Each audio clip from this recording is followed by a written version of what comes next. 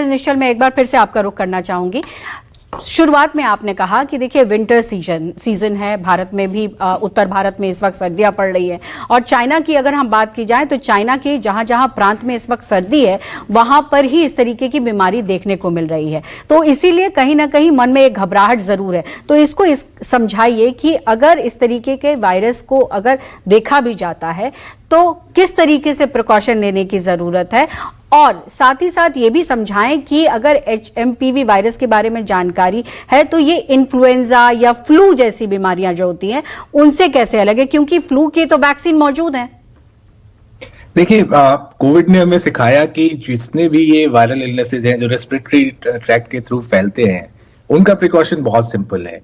तो अगर आप बीमार है तो डेफिनेटली अपने आप को आइसोलेट करने की कोशिश कीजिए। स्पेशली जो वल्नरेबल पॉपुलेशन है उनसे तो आप बिल्कुल अलग रहे, चाहे जिसके घर में अगर कोई कोमॉर्बिड कंडीशन वाले लोग हैं, किसी को रेस्पिरेटरी इलनेस पहले से ही COPD एस्थमा टाइप की परेशानियां हैं, उनसे आप अलग रहें। हैंड हाइजीन के बारे में डॉक्टर सुरेश ने अभी बताया हमें। उसके अलावा मास्क पहनने की आदत एक अच्छी आदत है, स्पेशली आप भीड़ भाड़ के इलाके में जा रहे हैं, स्पेशली अभी जब फेस्टिव सीजन है। मैं कहूंगा कि न्यू ईयर के समय लोग पार्टी मोड में होते हैं, तो अगर जहां पे अननोन लोगों के बीच में आपको जाना है वहां जहां तक पॉसिबल हो आप मास्क पहन के जाएं। कॉफ, मैं कहूंगा कॉफ को अगर ढंग से हैंडल करें, खांसने का तरीका हम ढंग से हैंडल करें तो सिर्फ ये वायरल इन्फेक्शन ही नहीं, ढेर सारे और इन्फेक्शन जो इसके रास्ते से फैलते हैं उनको भी हम प्रिवेंट कर सकते हैं। हैंड हाइजीन जो सबसे जरूरी है। तो जो चीज हमने कोविड में किया अपने आप को बचाने के लिए, वो इस तरह के सारे जो इलनेसेस हैं उसमें उतने ही कारगर होते हैं।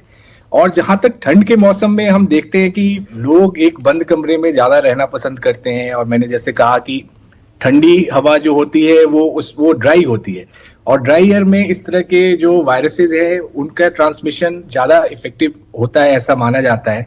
तो इसलिए ठंड के मौसम में स्पेशली जो विंटर सीजन है वैसे में इस तरह के जो रेस्पिरेटरी इन्फेक्शंस है वो काफी कॉमन होते हैं।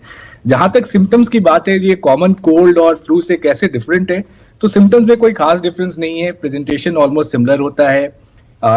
आपको राइनाइटिस हो सकता है, यानी नाक बह सकता है, नाक ब्लॉक हो सकता है, खांसी आ सकती है, बुखार के साथ बॉडी एक और इस तरह के सिम्टम्स आ सकते हैं। और बहुत रेयर सिचुएशन में जो है लोअर रेस्पिरेटरी ट्रैक्ट यानी कि निमोनिया के फॉर्म में ये आ सकते हैं, बट वो एक रेयर प्रेजेंटेशन है।